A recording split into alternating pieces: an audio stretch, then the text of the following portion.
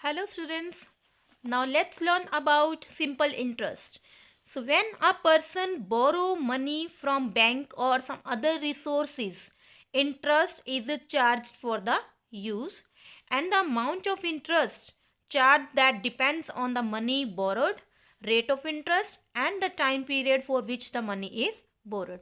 So basically interest is that extra money which the borrower will pay to keep some other person's money for a time period. Okay. The money we borrow is known as sum borrowed or principal. So here we use two words for this: money, sum or principal. For keeping this money for some time, the borrower has to pay some extra money. This is known as interest, or we can say it is simple interest.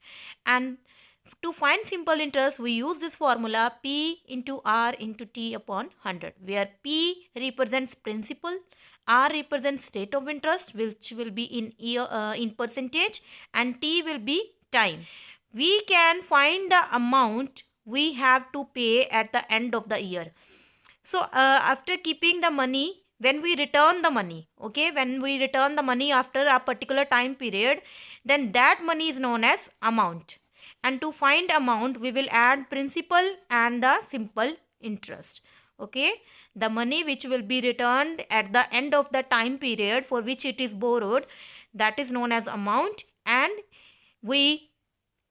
for that we will add interest and principal. Okay. Now let's do question number 9 of exercise 8.3. Find the amount to be paid at the end of 3 years in each case. So here we are given time period 3 years.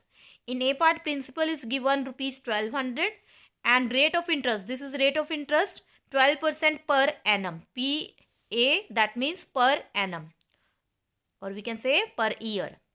So per year 12% rate of interest will be. So here we will write how much principal, how much rate of interest and how much time period. Now to find simple interest, we will use this formula P into R into T upon 100.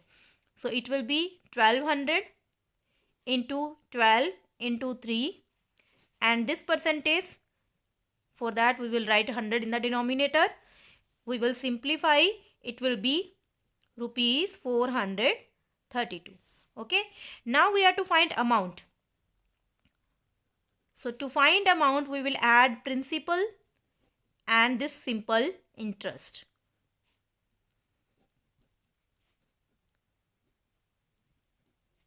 So here principal is rupees 1200, interest is rupees 432. So amount will be rupees 1632. So this will be paid after 3 years.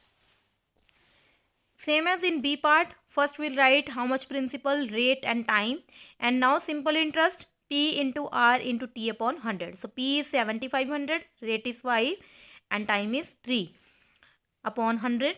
So when we simplify, it is rupees 1125. So simple interest is a charge 1125 rupees. Now to find amount which will be paid after 3 years, it will be principal plus simple interest. So rupees 7500 plus rupees 1125, it is equal to rupees 8625.